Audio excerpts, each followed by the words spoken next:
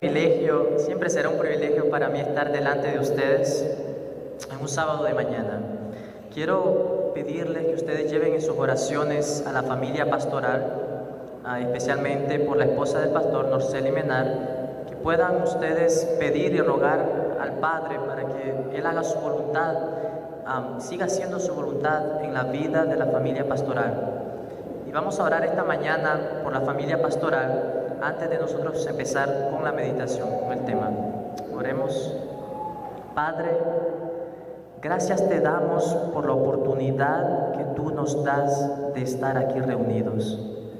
Señor, tú sabes que estoy aquí de pie porque tengo la seguridad que tú estás aquí conmigo. Padre, tu pueblo ha venido a escuchar tus palabras, no palabras de hombres. Por lo tanto, pido que tu Espíritu Santo pueda utilizarme en esta mañana y que yo pueda esconderme detrás de la roca. Señor, pido de una manera especial por Norceli Menar, que tu Espíritu Santo ponga su mano sanadora sobre ella, pero que no se haga nuestra voluntad, sino la tuya, Padre.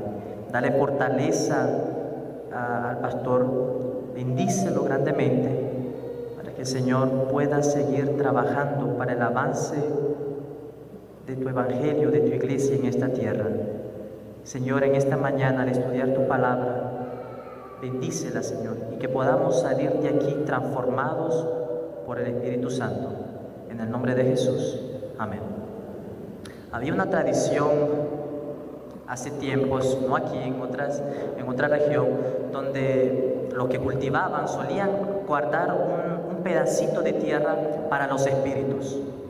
Y lo que sucedía, es un poquito grande, lo que sucedía era de que esa pedazo de tierra, aparte del sembrado que ellos tenían, era guardada, como dije, para los espíritus. Pero lo que sucedía con ellos es de que las malas hierbas crecían en ese pequeño cuadro del gran terreno que ellos tenían, y el viento tomaba esta mala hierba y la llevaba e infectaba todo el campo. De la misma manera, así es la vida cristiana. Cuando nosotros entregamos nuestra vida al Señor, pero no queremos entregarle algo que está ahí escondido, pequeño, pero este pequeño va y afecta todo el campo. Abramos nuestras Biblias en Primera de Juan.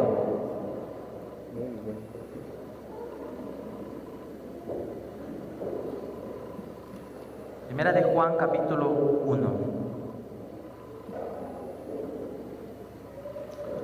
¿Están?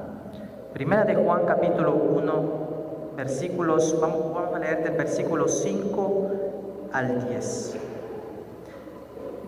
Este es el mensaje que hemos oído de Él, y os anunciamos: Dios es luz, y no hay ningunas tinieblas en Él. Si decimos que tenemos comunión con Él y andamos en tinieblas, mentimos y no practicamos la verdad. Pero si andamos en luz, como Él está en luz, tenemos comunión unos con otros. Y la sangre de Jesucristo, su Hijo, nos limpia de todo pecado. Si decimos que no tenemos pecado, nos engañamos a nosotros mismos, y la verdad no está en nosotros. Si confesamos nuestros pecados, Él es fiel y justo para perdonar nuestros pecados y limpiarnos de toda maldad. Si decimos que no hemos pecado, le hacemos a Él mentiroso, y su palabra no está en nosotros. Un versículo que todos nosotros conocemos es Primera de Juan 1:9, si confesamos nuestros pecados. Pero en esta mañana vamos a tratar, con el tiempo que nosotros tenemos, a mirar el contexto en el cual Juan mismo dice esto y qué es lo que Él nos quiere enseñar a nosotros en esta mañana.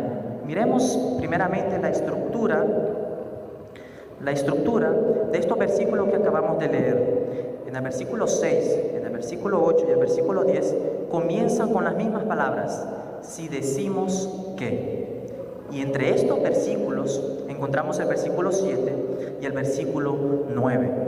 Estos tres versículos 6, 8 y 10 representan a tres grupos de personas. Tres grupos en las cuales muchos de nosotros pertenecemos a uno de esos grupos o a varios de estos grupos. Y Juan en el versículo 7 y en el versículo 9 nos da lo que Dios nos ofrece a nosotros como seres humanos. Empecemos con el versículo 5. Este es el mensaje que hemos oído de Él y os anunciamos: Dios es luz y no hay tinieblas en Él. El texto nos dice que Dios es luz. Y yo no sé si ustedes captan lo que Juan está diciendo. Dios no tiene luz. Dios no compra luz. Dios no va caminando y encuentra luz. Dios es la luz. Es la luz que sale de Él. Y esto es lo que el versículo nos está diciendo en 1 de Juan 5, que Dios es luz. Y número 2, en el versículo, la parte B final del versículo 5, y no hay ninguna tinieblas en Él. Esto es algo lógico, que nosotros experimentamos en nuestras casas. Cuando nosotros llegamos de noche y está todo apagado, ¿qué es lo primero que hacemos? La luz, encendemos la luz. Y cuando encendemos la luz, es decir, cuando la luz aparece, las tinieblas desaparecen. No hay o no puede haber ninguna relación entre la luz y las tinieblas. Y lo mismo sucede aquí en una manera espiritual. Dios es luz, Dios es puro, Dios es santo y no tiene ninguna relación con el pecado, no tiene ninguna relación con las tinieblas. Vamos a ir a un evangelio que el mismo Juan escribió. Juan, el capítulo 1 y el versículo 5.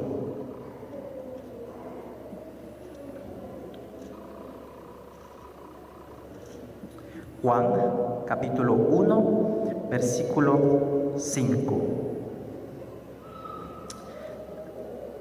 La luz en las tinieblas resplandece, y las tinieblas no prevalecieron contra ella. Este texto yo lo entendí, así como está escrito, yo lo entendí de dos maneras. Número uno, que la luz resplandece en medio de las tinieblas. Y número dos, en presencia de las tinieblas, la luz alumbra. Es decir, como yo mencioné anteriormente, cuando nosotros encendemos la luz, las tinieblas desaparecen. Pero este texto nos está diciendo que cuando nosotros encendemos la luz, una luz de Dios, una luz espiritual, las tinieblas están ahí alrededor de ella. Así que es una luz distinta a la luz que nosotros conocemos. Y esto nosotros lo hablamos de una manera espiritual. La presencia de Dios estuvo en la tierra, en el momento más oscuro de la humanidad, en el momento donde más se necesitaba la luz, vino la luz, nos dice Juan en el capítulo 1. Y esta luz brillaba, iba caminando y brillaba en medio de las tinieblas. Yo les hago una pregunta a ustedes. ¿Cuándo es necesaria la luz? ¿Cuándo es necesaria la luz? ¿Cómo? Cuando hay tinieblas, cuando hay oscuridad. Ahora, cuando ya está la luz, nosotros tenemos aquí luz por todos lados, y si yo enciendo aquí en mi celular el flashlight, ¿cómo que le llaman? La linterna, la lampa, para lo que está traduciendo se le haga más fácil. Una linterna, ¿me sirve de mucho la linterna? Oye, yo no los escucho. ¿Me sirve de mucho la linterna? ¿Cómo? Hoy hay división en el pueblo. ¿Cuántos dicen que sí? Levanten la mano. ¿Cuántos dicen que sí? Me sirve. ¿Cuántos dicen que no me sirve la linterna? Yo creo que en este caso la linterna no me sirve de mucho, porque ya tengo luz. La linterna sería urgente y necesaria si nosotros apagásemos todas las luces, cerrásemos las cortinas y estuviésemos la iglesia en una oscuridad total. Entonces la linterna es muy necesaria. Yo les invito a quedarse en Sociedad de Jóvenes, y después de Sociedad de Jóvenes invitemos a los diáconos que apaguen las luces y ustedes van a ver cuán necesaria es la linterna del teléfono. Y el texto en 1 de Juan 5 dice que la luz en las tinieblas resplandece y las tinieblas no prevalecieron contra ella. Cuando la luz aparece, las tinieblas no pueden enseñorearse, tener potestad sobre la luz. Regresemos a 1 de Juan. 1 de Juan capítulo 1, y sigamos con el versículo 6. Si decimos que tenemos comunión con Él y andamos en tinieblas, mentimos y no practicamos la verdad. Ahora, este es el primer grupo. Este primer grupo en el cual dice muchas cosas. Los jóvenes saben más acerca de lo que puede decir, pero yo cuando entro a la escuela, a mí me gusta hablar.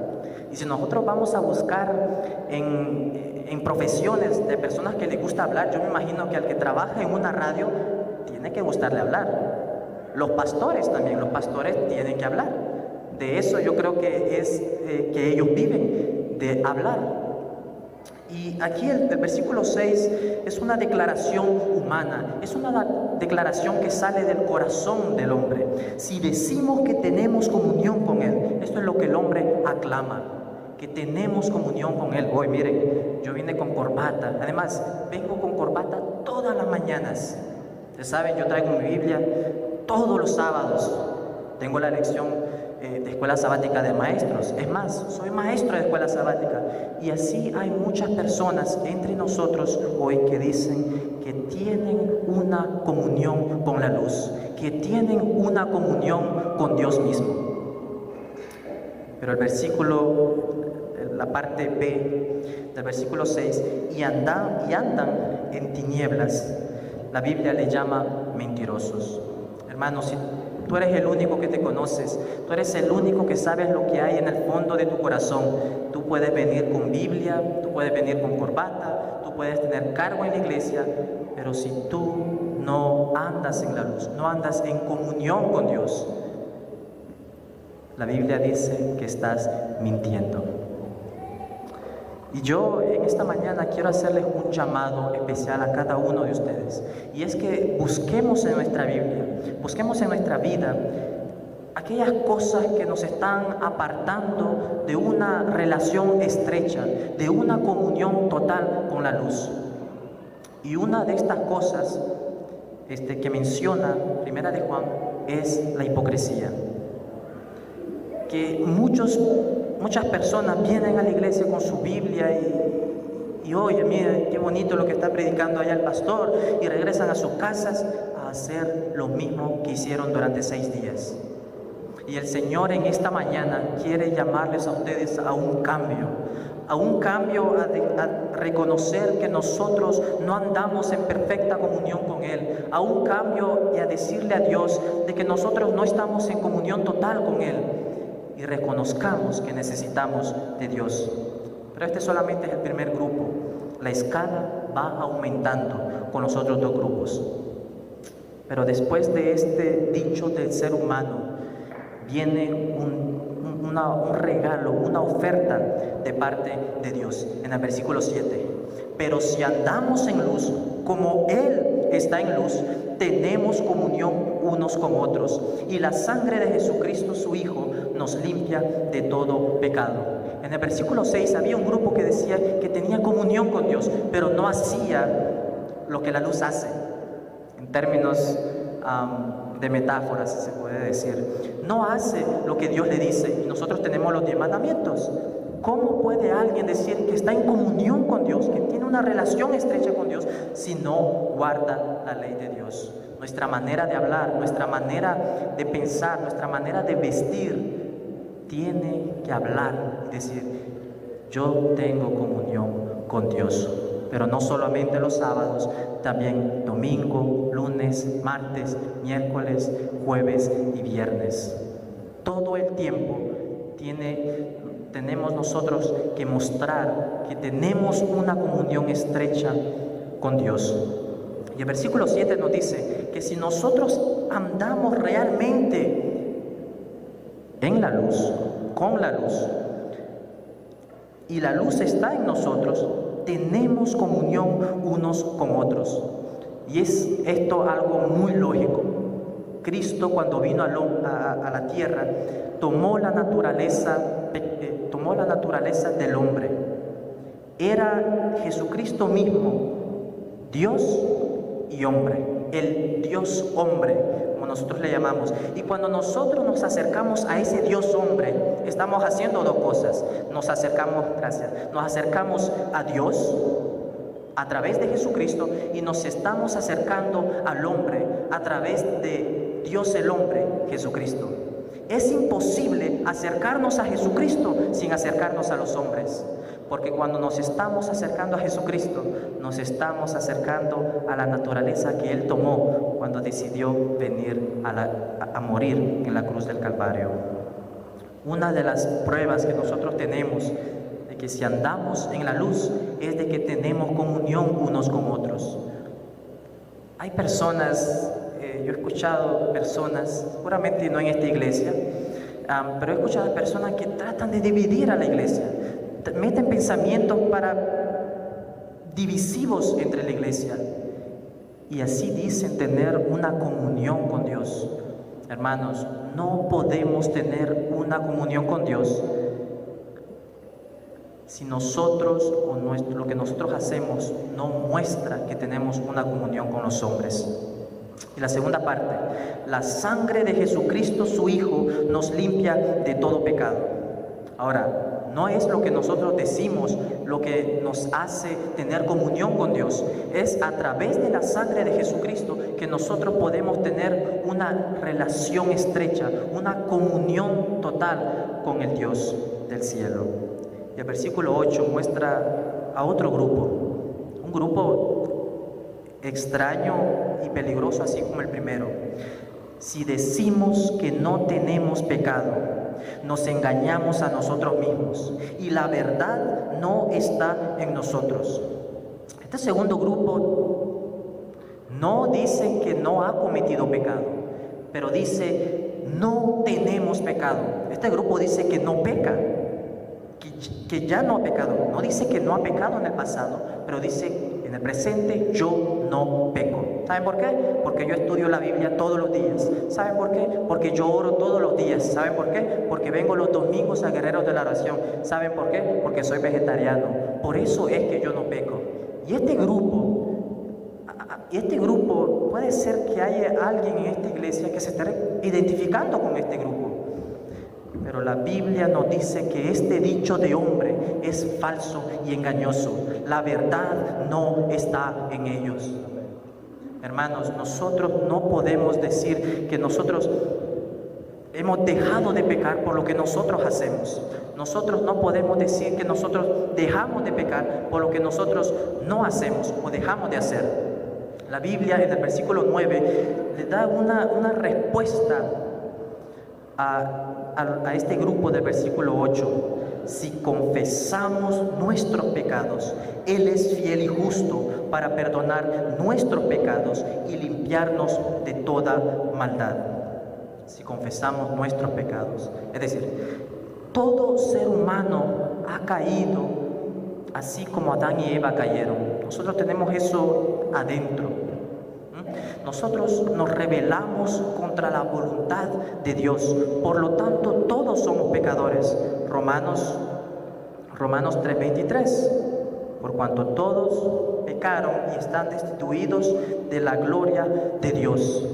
Todo ser humano es pecador, y ese estado en el cual nosotros estamos viviendo de rebeldía contra Dios no será totalmente limpiado hasta la segunda venida de Cristo. Si confesamos nuestros pecados, Él es fiel y justo para perdonar nuestros pecados y limpiarnos de toda maldad. Versículo 10, este es el tercer grupo. Si decimos que no hemos pecado, le hacemos a Él mentiroso y su palabra no está en nosotros. Ahora, este grupo es peor, yo diría, que el segundo, porque dice, yo no he pecado. Es decir, el segundo decía, yo he pecado antes, pero ahora ya no peco. Este tercer grupo dice, yo nunca he pecado. Y el versículo 10 nos dice que le hacemos a Dios mentiroso. Notemos que lo que nosotros decimos no cambia la naturaleza de Dios. Lo que nosotros decimos no cambia el carácter de Dios. Lo que el texto nos está diciendo es que si esto llegase a ser verdad, entonces Dios es un mentiroso, porque Dios nos dijo a nosotros, en el texto en el cual nosotros acabamos de leer, que todos han pecado, todos estamos destituidos de la gracia de Dios. Por lo tanto, si alguien afirma que no tiene pecado, la Biblia dice, le hace a Dios un mentiroso, si lo que Él está diciendo es verdad. Y las Escrituras nos dicen que por sus frutos nosotros lo conoceremos. Si confesamos nuestros pecados, Él es fiel y justo para perdonar nuestros pecados y limpiarnos de toda maldad. Esto puede llevarnos a un error. Es un texto que se encuentra en la palabra de Dios, pero este texto también puede ser mal interpretado. Oye, si yo solamente tengo que confesar mi pecado, yo puedo hacer cualquier cosa, tomo la nota del examen del vecino que está al lado, le echo una pequeña ojeada y al llegar a la casa oro y le pido perdón y hasta ahí llegó. Pero en el versículo 1 del capítulo 2, Juan nos aclara algo. Hijitos míos, estas cosas os escribo para que no pequéis. Y si alguno hubiere pecado, abogado tenemos para con el Padre, a Jesucristo el justo. Juan dice, ahora no se me confundan, no les estoy diciendo que aquel que tiene algún pecado, conféselo a Dios y será perdonado, para que ustedes sigan viviendo una vida de pecado y simplemente tengan que pedirle perdón a Dios. Juan dice, hijitos, estas cosas os escribo para que no pequéis. El deseo de alguien que tiene comunión estrecha con Dios es dejar de pecar. Lo que nace adentro de un seguidor de la luz, que dice tener comunión con la luz y la vive, es dejar el pecado a un lado, es dejar las diferencias entre nosotros a un lado. Este mes fue un mes de reavivamiento y reforma. Y yo no sé si ustedes experimentaron el Espíritu Santo en sus vidas. Yo no sé si ustedes experimentaron un cambio en sus vidas. Yo no sé si ustedes experimentaron un cambio en la escuela, un cambio en el trabajo, un cambio en sus familias. Pero el Espíritu Santo está trabajando y muchos de nosotros no lo sabemos. Muchos de nosotros no tenemos comunión con Él. Por dos cosas que nos menciona el texto. Número uno, porque no obedecemos sus mandamientos. Y número dos, porque decimos que no tenemos pecado. Necesitamos ir a la cruz y confesar nuestros pecados. De esta manera, obedeciendo los 10 mandamientos, de esta manera podemos tener una comunión completa con Dios y el Espíritu Santo puede trabajar en nuestra vida. El Señor viene pronto y tenemos que prepararnos. Hijitos míos, estas cosas os escribo para que no pequéis. Yo sé que aquí muchos, por no decir todos, porque hay un grupo que dice que no ha pecado, hemos transgredido la ley de Dios. Y Juan nos da lo que nosotros necesitamos. Si alguno hubiere pecado, abogado tenemos para con el Padre, a Jesucristo el justo. Hay una persona que se me acercó a mí diciendo, oye, este es el cambio que se hizo en el manual no me acuerdo, de la palabra inminente, o no sé qué otra palabra. Y yo le decía, y me hace la pregunta, ¿y esto qué cambia? Yo le dije, yo no creo que cambie mucho. Cristo tiene su calendario y Él dice que tal fecha que nadie sabe, solamente Él, tal fecha yo voy a regresar a la tierra. Que el hombre diga que venga en 1000 años, que viene mañana, que viene pasado mañana, eso no afecta el calendario de Dios. Dios tiene una fecha para venir y yo creo que esa venida es pronta. Y nosotros tenemos que prepararnos para esa venida. Tenemos que estar escudriñando las Sagradas Escrituras y pidiendo al Espíritu Santo que nos diga qué es lo que a mí me está atando en esta tierra. Y tenemos que nosotros pedirle a Dios que nos muestre eso y ser humildes para nosotros apartarnos de todo aquello que nos impide tener una comunión real, verdadera con el Espíritu Santo y con Dios.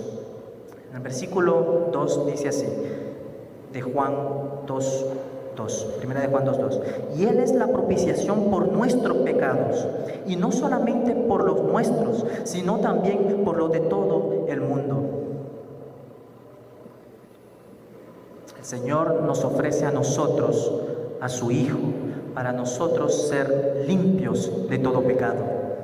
Hermanos, yo les invito a ustedes a que dejemos de hablar un poco, dejemos de decir que nosotros tenemos comunión con Él. Dejemos hablar a Dios, porque Dios dice, yo te ofrezco a Jesús. Tómalo, es un regalo que yo te doy. Y yo quiero invitarlos en esta mañana a que nosotros nos quedemos en silencio y miremos obrar al Espíritu Santo en nuestras vidas. Pero necesitamos estar en silencio. Estos grupos dicen, si decimos, hermanos, les invito a quedar en silencio y a mirar las obras que el Señor está realizando. Él es la propiciación por nuestros pecados, y no solamente por los nuestros, sino también por los de todo el mundo. Dios nos ofrece a Jesucristo. No hay otro camino. No hay otro camino. Podemos guardar los 10 mandamientos, estudiar la Biblia todos los días, pero no hay otro camino. Y muchos hacen esto. Piensan que al guardar los 10 mandamientos, pues, ni el cielo les puede cerrar las puertas. Satanás también encontró otro camino para Jesús. Satanás encontró un camino distinto que el camino que el Padre le había dado a Cristo.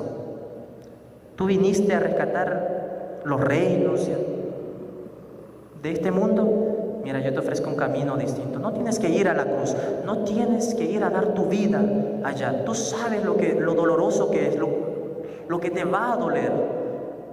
Solamente arrodíllate y yo te voy a dar lo que tú viniste a buscar. Pero Cristo, yo me imagino que en ese momento habló con el Padre. Padre, ¿será que este camino puede ser? El Padre, no, tienes que ir a la cruz. Y la hermana Juan nos cuenta un poco de esto en el libro La historia de la redención. Cristo debía de ir a la cruz. No había otro camino. Y ese camino yo les invito a ustedes que tomemos en esta mañana y vamos juntos a la cruz. Es un camino donde nosotros vamos a encontrar el sudor mezclado con la sangre de Cristo. Es un camino donde nosotros vamos a mirar las marcas en la arena, yo me imagino, de las manos de Cristo cuando Él caía. Es un camino donde nosotros vamos a encontrar la madera que se arrastró hasta ir al Golgotá. Y ese camino yo les quiero invitar a ustedes que tomemos en esta mañana, que es el camino de la cruz.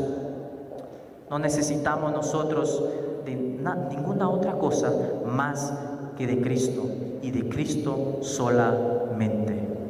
Yo les invito en esta mañana a que entremos por ese camino y vayamos mirando la vida de Cristo, los sufrimientos que Él sintió, la agonía que Él sintió. Pensó por un momento que el Padre lo había abandonado, que el Padre lo había dejado solo. Abba, Abba, ¿por qué me has abandonado, Padre?, exclamó en la cruz.